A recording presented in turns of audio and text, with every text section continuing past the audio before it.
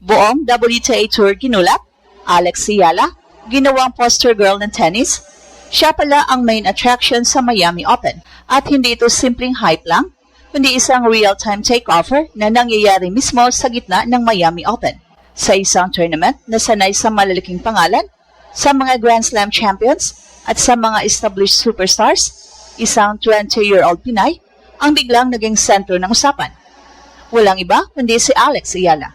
Hindi na ito yung promising prospect narrative. Lampas na siya doon, siya na ngayon ang sentro ng atensyon ng mga fans, international media, at lalong-lalo na online. Ito ang moment na mismong organizers na ang umamin na hindi nila kayang itago. Kailangan siya sa pinakamalaking stage dahil siya ang nagdadala ng tao, ng ingay at ng energy. At doon pa lang, malinaw na hindi siya guest sa spotlight, siya na ang dahilan kung bakit umiikot ang spotlight. Isipin mo to? Ticket sales lumubo at sold out ng ilang minutes lang. Fans mula sa iba't ibang bansa ay hindi lang nanonood, kundi sumasabay sa alon at isang atmosphere na kahawig ng concert kesa tennis match. Ito ang epekto ng isang player na hindi lang nananalo, kundi nagko-connect. Ang kanyang insane na kasikatan ay kita na ng buong mundo. And before long, siguradong kaliwat kanan ng mga international brands ang kukuha sa kanya bilang endorser. Pero bago yan, makikisuyo muna kami at baka pwede i-share ang aming video. Paki-click ang like at subscribe button at pati na rin ang notification bell. Salamat po. Parang may bagong frequency na binubuksan sa sport at si Alex ang signal. Ito ang bagong electrifying na kasikatan ni Alex saan man siya magpunta sa buong mundo. Nung tipong at age 20 ay gusto pa niyang mag-enjoy sa kanyang private life. Pero ngayon nahihirapan na siya dahil sa kanyang hectic schedule at grabing kasikatan. Dinudumog talaga si Alex ng mga fans, literal. At hindi ito basta-basta nangyari. Galing ito sa mga laban na parang gera.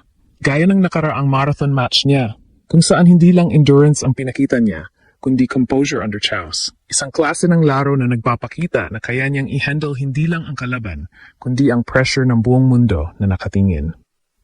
Ngayon, papasok siya sa panibagong laban kontra kay Magda Linette, isang veteranang kilala sa disiplina at tactical precision.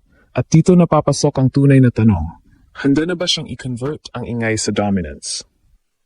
Kasi iba ang pagiging viral, iba ang pagiging consistent threat. Pero ito ang nakakagulat. Parang hindi siya nalulunod sa hype. Mas lalo pa siyang tumitibay. Habang mas lumalakas ang crowd, mas nagiging kalmado ang galaw niya. Parang sanay na siya sa ganitong entablado kahit ngayon lang ito dumating. At dito pumapasok ang mas malalim na narrative. Hindi na lang ito Pinoy pride moment. Ito ay isang shift sa kung sino nagdidikta ng energy sa women's tennis. Kung dati, hinahanap pa siya sa draw, ngayon. Siya na ang hinahanap ng crowd. Siya na ang dahilan kung bakit napupuno ang stadium. Siya na ang dahilan kung bakit nagiging global ang ingay. At kung magtutuloy-tuloy ito, hindi na lang niya ginugulat ang mundo. Unti-unti na niyang binabago kung paano umiikot ang mundo ng tennis. Buong WTA Tour ginulat sa Miami Open 2026. Pero hindi lang simpleng gulat, ito yung level na para kang nakatayo sa gitna ng kaunting disbelief at sobrang pride. Kasi sa loob ng isang taon, mula sa fairy tale semifinal run niya sa parehong torneo, si Alex ay hindi na lang promising talent. Siya na ang face ng buong event, ang dahilan kung bakit bumibili ng ticket ang fans sa unang minuto, ang player na alam ng organizers na kailangan sa pinakamalaking court. Imagine mo to, stadium court sa day 1. Hindi dahil siya top seed, kundi dahil she brings the crowd. Hindi charity, hindi experimental.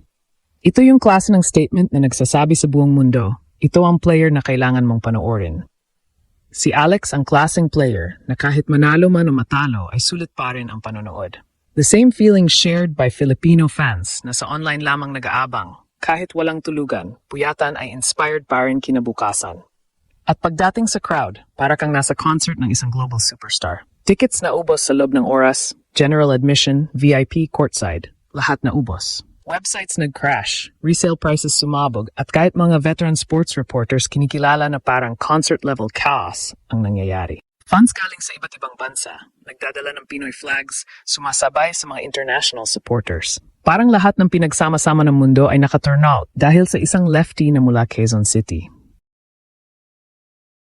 Social media, hindi rin nagpapahuli. Viral videos at posts, trending hashtags, at engagement na parang election rally na lang ang intensity. Lahat nakatutok kay Alex. Grabe ang hype surrounded sa pangalan ni Alex, pero hindi lang hype. Hindi lang crowd. Ito ang twist. Kahit parang magic ang momentum, pinapakita niya ang puso at control sa court. Yung nakaraang 3-hour, 20-minute epic laban kay Laura Sigismund, 6-7, 6-3, 6-3, ay hindi simpleng panalo. Ito ay proof of mental toughness, endurance, at adaptability under pressure. Nakita ng mundo na kaya niyang makipagsabayan hindi lang sa physical demand ng match kundi pati sa expectation at energy ng fans. Ngayon, pagkatapos ng monumental performance na ito, sold out na ang stadium court para sa susunod niyang laban sa round of 32, laban kay Magdalene. At dito masusubok ang tunay na tanong. Kaya ba niyang i-translate ang crowd energy sa consistent dominance? Dito masusubok ang legacy, hindi lang bilang racing star, kundi bilang player na pwedeng maging global icon, poster girl ng modern tennis. Siya na ang bagong Maria Sharapova na hindi lang magaling at malakas maglaro, kundi grabe pa ang connection sa mga fans. Para ba siyang magnet kung makikita mo? Habang mas tumataas ang hype, mas tumitibay si Alex. Isang Pinay na hindi lang nagdadala ng flag, kundi nagdadala ng identity at pride sa buong sport. Ito na ang simula ng yugto kung saan hindi na lang siya hinahabol, siya na ang hinahanap ng mundo. Ngayon, habang umiikot ang buong Miami Open sa kanyang pangalan, isang tanong ang bumabalot sa buong fanbase. Handa na ba siya sa susunod na hamon? At ang sagot, base sa lahat ng signals, ay oo. At sobra pa nga ang potential niya para mas marami pang record ang ma-break. Sa round of 32, nakaharap niya si Magdalene, isang veteranang tactician sa tour, kilala sa matinding consistency at ability na pilitin ang errors sa kalaban. Dito na talaga masusubok ang game IQ, composure at stamina ni Alex dahil sa parehong mental at physical na aspeto, mas mataas ang level kaysa sa nakaraang round. Pero para kay Alex, hindi lang ito laban sa kalaban. Ito ay laban sa expectation at spotlight. Ang crowd na nakausap na ng iba't ibang superstar, ngayon nakafocus sa kanya. Stadium court sold out. Bawat sigaw at bawat wave ng bandila ay parang pulse ng tournament. At sa bawat point na nilalaro niya, hindi lang score ang stake, ang legacy at identity niya bilang poster girl ng tennis. Nakita natin sa previous match kung paano niya hinandle ang pressure cooker environment.